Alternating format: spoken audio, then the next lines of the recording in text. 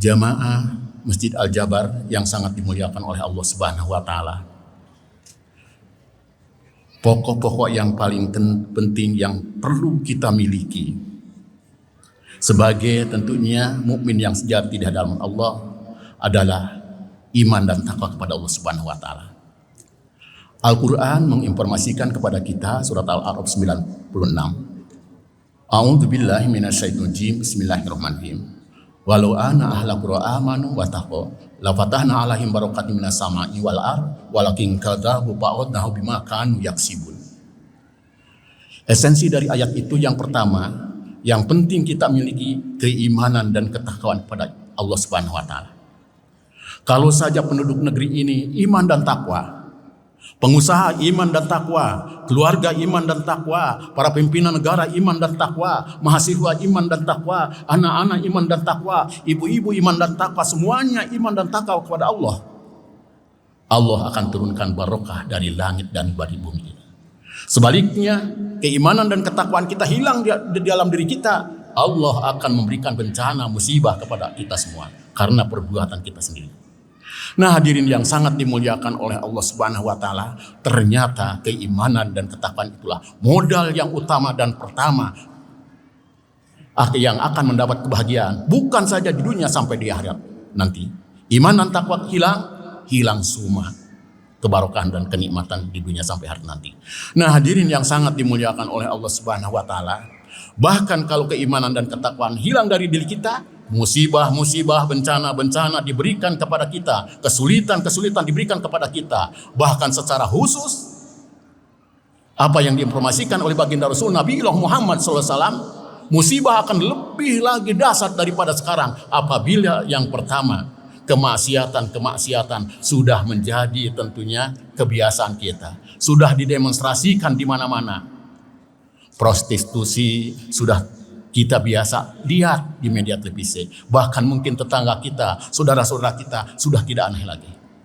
Minum khamar bukan saja di luar negeri, bukan saja di Bandung, bahkan mungkin sampai kepada tetangga. Jangan-jangan juga sampai ke rumah kita. Pembunuhan yang dilakukan hadirin yang sangat dimuliakan Allah oleh anak kepada orang tua kepada anak, semuanya sudah biasa kita. Kalau kemaksiatan itu sudah didemonstrasikan di mana-mana, tunggu musibah dari Allah Subhanahu wa taala. Kita introspeksi, jangan-jangan tentunya di negara kita ini kemaksiatan sudah dianggap biasa. Oleh karena itu, musibah demi musibah, kesulitan demi kesulitan diberikan kepada bangsa dan negara kita. Yang kedua, hadirin yang sangat dimuliakan oleh Allah Subhanahu wa taala, musibah akan lebih dahsyat lagi karena keimanan dan ketakwaan hilang dari diri kita, yaitu apabila kecurangan bisnis sudah biasa kita lakukan.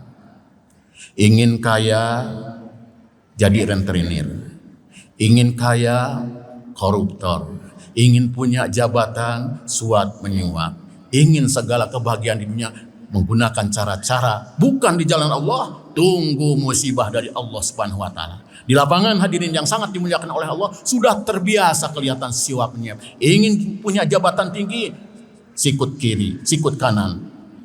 Sogok kiri, sogok kanan, korupsi dan sebagainya. Dan apabila tentunya kecurangan bisnis itu sudah dilakukan oleh kita, tunggu musibah dari Allah Subhanahu wa taala.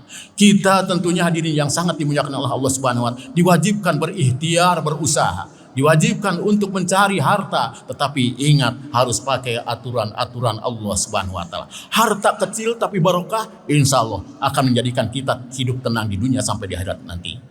Kaya luar biasa, rumah mewah, kendaraan banyak, jabatan tinggi, tetapi hadirin yang sangat dimuliakan oleh Allah diperoleh dari hal yang tidak halal, hidupnya tidak akan tenang. Nah, hadirin yang sangat dimuliakan oleh Allah Subhanahu wa taala, silahkan saja cari harta sebanyak-banyaknya seolah-olah kita akan meninggal besok.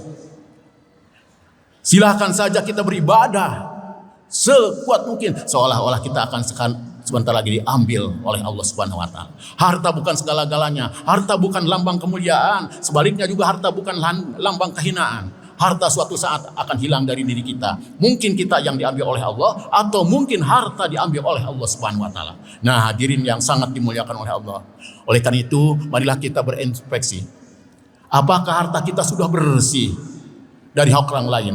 Kalau bersih, hadirin yang sangat dimuliakan oleh Allah Subhanahu. Ingat sekali lagi bahwa harta yang kita cari harus halalan thayyiban di hadapan Allah Subhanahu wa taala. Usaha kita harus bersih, usaha kita harus jujur. Sehingga hadirin yang sangat dimuliakan oleh Allah Subhanahu wa taala, kita akan menjadi hamba-hamba yang muslim sejati di hadapan Allah Subhanahu wa taala. Yang ketiga, hadirin yang sangat dimuliakan oleh Allah Subhanahu wa taala, musibah akan terus berlanjut, akan terus lebih dahsyat lagi apabila tentunya janji-janji sudah tidak ditepati lagi. Ibu janji kepada anak, bapak janji kepada istri, orang tua janji kepada anak-anaknya, anak janji kepada orang tua, pejabat janji kepada bawahannya, pimpinan negara janji kepada rakyatnya. Kalau janji-janji tidak ditepati, tunggu musibah dari Allah Subhanahu wa taala. Apalagi Bapak Ibu yang sangat dimuliakan oleh Allah, sekarang kan mungkin sebentar lagi Pilpres. Janji-janji muluk sudah diluncurkan. Jangan-jangan kalau janji-janji itu tidak ditepati, negara kita akan dibangkrutkan oleh Allah Subhanahu wa taala.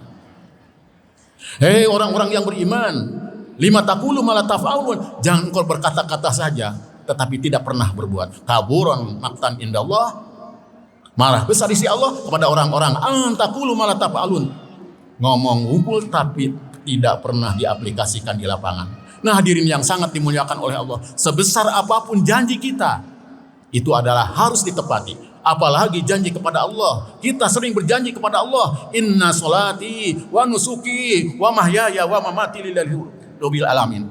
Sesungguhnya salatku, ibadahku, hidup dan mati hanya untuk Allah. Tetapi setelah salat kadang-kadang kita lalai kepada Allah Subhanahu wa taala. Janji kepada saudara, janji kepada orang tua, janji kepada istri, kepada anak, sebesar apapun harus tentunya ditunaikan. Karena hadirin yang sangat dimuliakan oleh Allah, janji yang tidak ditepati adalah tentunya dosa di hadapan Allah Subhanahu wa taala. Yang ketiga, hadirin yang sangat dimuliakan oleh Allah Subhanahu wa taala, bencana, kesulitan akan diberikan kepada kita apabila tentunya Al-Quran sudah tidak lagi menjadi pegangan hidup kita. Al-Quran, hadirin yang sangat dimuliakan Allah, adalah way of life, adalah panduan kehidupan kita. Dari A sampai Z ada di dalam Al-Quran. Bahkan Rasul adalah merupakan Al-Quran berjalan. Beliau cara berbicara, cara beribadah, cara bertetangga, cara memimpin keluarga, cara menjadi pemerintah dipandu dengan Al-Quran. Oleh karena itu hadirin yang sangat dimuliakan oleh Allah Subhanahu wa taala, kalau negara ingin maju, kalau negara ingin tenang, kalau negara ingin barokah dan penuh rahmat dari Allah Subhanahu, tentunya jalankan kandungan Al-Quran. Amalkan apa yang diperintahkan oleh baginda Rasul Nabiullah Muhammad sallallahu alaihi wasallam. Dalam ucapan, dalam tindakan, semua diatur di dalam Al-Quran dan dicontohkan oleh baginda Rasul. Dan sekarang hadirin yang sangat dimuliakan oleh Allah, Al-Quran ditinggalkan. Apa yang dicontohkan oleh baginda Rasul dilupakan. Oleh karena itu jangan kaget ketika di keluarga sering diberikan tidak ketenangan. Apabila di dalam keluarga sering ada musibah, bahkan skup yang lebih luas lagi, negara kadang-kadang diberikan kesulitan. Kenapa? Al-Quran sudah ditinggalkan. Kemudian juga apa yang dicontohkan oleh baginda Rasul, ucap dan tindak tanduknya tidak pernah menjadi panduan kehidupan kita. Jangan salahkan Quran, jangankan salahkan Allah, jangankan salah baginda Rasul, tetapi kita hadirin yang mengaku dirinya, yang sudah mengucapkan 2 kalimat syahadat, tidak pernah melaksanakan aturan-aturan Allah. Kemudian hadirin yang sangat dimuliakan oleh Allah Subhanahu wa taala, yang terakhir, musibah-musibah akan diberikan kepada kita terus berlanjut apabila zakat sudah tidak ditunaikan lagi.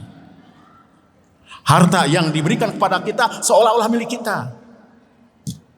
Kekayaan yang banyak hasil kerja kita, otak kita, langkah kita.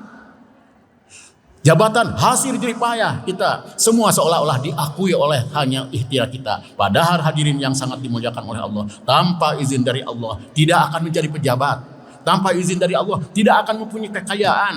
Nah hadirin yang sangat dimuliakan oleh Allah, kalau zakat sudah tidak ditunaikan lagi, jangan mengharap keberkahan dan rahmat dari Allah turun dari langit dan dari bumi. Tentu bahkan jadi banjir, tentu akan jadi menyulitkan kita. Oleh karena itu hadirin yang sangat dimuliakan oleh Allah, nikmat diberikan kepada kita tidak terhingga. Wa in tadu nikmatallah la tusuha. Kalau engkau hitung-hitung nikmat dari Allah, niscaya tidak akan terhitung. Nikmat melihat, nikmat melangkah, nikmat kesehatan, nikmat kekayaan, nikmat jabatan, semuanya dari Allah Subhanahu wa taala. Gunakan sebaik-baiknya di jalan Allah Subhanahu wa taala. Kalau kekayaan 2,5%, 5%, 10% sampai 20%. Kalau itu tidak dikeluarkan, sama saja kita dengan memakan kotoran orang lain. Bersihkan harta kita, sebesar apapun harus hilang dari hak orang lain. Hadirin jamaah yang sangat dimuliakan oleh Allah, kalau orang mengeluarkan zakat bukan berarti dia baik, karena itu hak orang lain. Tetapi zakat dikeluarkan harus lebih. Di samping zakat tentu ada pengeluaran yang lain lebih. Karena zakat adalah orang lain, kalau orang yang mengeluarkan zakat saja tidak disebutkan dermawan. Tetapi hadirin yang sangat dimuliakan oleh Allah, kita ini sombong di hadapan Allah Subhanahu wa taala. Seolah-olah kekayaan itu hasil diri sendiri, jabatan hasil diri sendiri, lupa kepada kewajiban kita kepada orang lain. Oleh karena itu hadirin yang sangat dimuliakan oleh Allah Subhanahu wa taala, laksanakan zakat kalau ingin semuanya diberikan barokah dan rahmat dari Allah Subhanahu wa taala. Berdasarkan catatan sejarah, tidak pernah ada orang yang mengeluarkan zakat, infak dan sedekah menyalahkan jadi miskin. Bahkan jaminan dari Allah, kalau kita mengeluarkan zakat, infak dan sedekah dengan ikhlas karena Allah, yudhaifu lima yasha. Allah akan mengeluarkan pahala yang luar biasa dan mengganti yang luar biasa dengan hitungan yang tidak terhingga. Nah, hadirin yang sangat dimuliakan oleh Allah, di kesempatan yang sempit ini tentunya marilah kita tingkatkan keimanan dan ketakwaan kepada Allah. Baik keluarga, baik tentunya pribadi, pimpinan dan sebagainya. Mudah-mudahan tentunya kita akan mendapat barokah dan rahmat dari Allah Subhanahu wa taala. Mohon maaf kalau ada yang salah, itu dari saya. Kalau ada yang benar hanya dari Allah.